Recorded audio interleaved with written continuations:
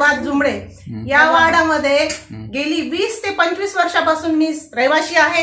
या वार्डामध्ये काय समस्या आहेत ह्या फक्त स्थानिकांनाच माहिती आहेत. जेणे की पाण्याचा प्रश्न असेल, लाईटाचा प्रश्न असेल, ड्रेनेजचा प्रॉब्लेम असेल, इथे राहणाऱ्या नागरिकाला जेणे की महिलांना 9 महिन्याची प्रेग्नेन्सी महिला असलेली त्या महिलेचे डिलिव्हरीचा प्रॉब्लेम आहे, तिला हॉस्पिटलची गरज आहे. इथे हॉस्पिटल नसल्यामुळे त्या महिलाला न्यायचं कसं हा प्रश्न आहे. दुसरी समस्या अशी आहे इथे की इथे स्मशानभूमी नसल्यामुळे त्या प्रेताला आम्ही सर्व इथले नागरिक लिफ्टून चादरीमध्ये लिफ्टून आम्ही स्मशानभूमीपर्यंत नेतोय. इथे चिखल आहे, चिखलामधून मुलांना शाळेची समस्या आहे, मुलांना शाळेत कसं न्यायचंय म्हणून त्यांच्या आई वडील त्यांना खांद्यावर घेऊन मुलांना शाळेत नेतात. इथल्या समस्या अशा प्रकारे इथे समस्या आहेत. या वार्डाला तुम्ही विनाकारण स्वराजनगर, राजनगर, राजमाताजी जाऊ नगर, मुकुंद नगर हे वार्डाला नाव द्यायची गरजच नव्हती. या वार्डाला फक्त तुम्ही असे नाव द्यायला पाहिजे होते की समस्या वार्ड. या वार्डामध्ये फक्त समस्या आणि समस्या आणि समस्याच आहेत. इथे तुम्ही लोकांना, नागरिकांचा विचार न करणारे येणारे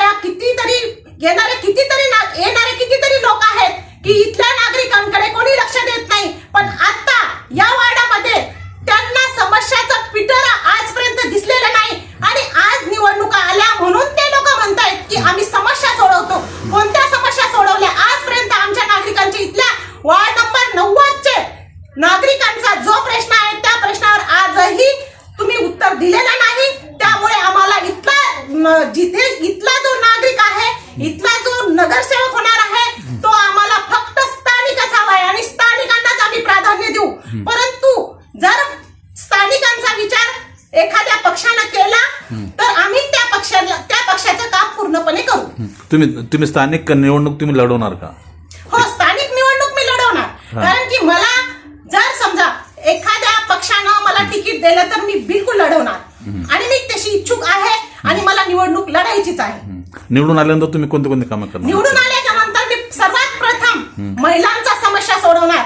कारण की इथे जे महिलांना हॉस्पिटलचा प्रॉब्लेम आहे, ती महिला, मी सुद्धा एक महिला आहे आणि त्या महिलेला मी इथले पहिले हॉस्पिटलचं काम करून देणार. कारण की त्या महिलेला नेताना तिच्या वेदना, तिच्या कळा, तिचं दुःख काय आहे ते एक मी महिला म्हणून मी समजू शकते.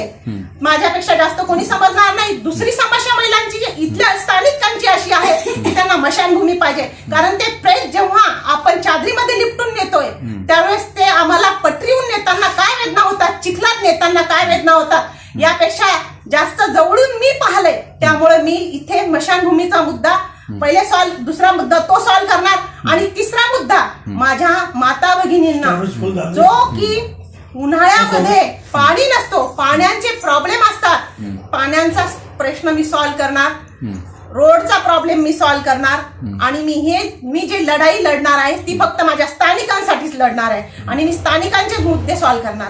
कोणत्या पक्षाकडून आपण मागणी करणार आहोत? मी काँग्रेस पक्षाकडून अपेक्षा करणार की मला साहेबांनी आणि माझे गट नेते भाऊसाहेब जगतापजी यांच्या मार्गदर्शनाखाली जर मला उमेदवारी दिली तर मी बिलकुल काँग्रेस पक्षाकडून निवडणूक लढायला तयार आहे.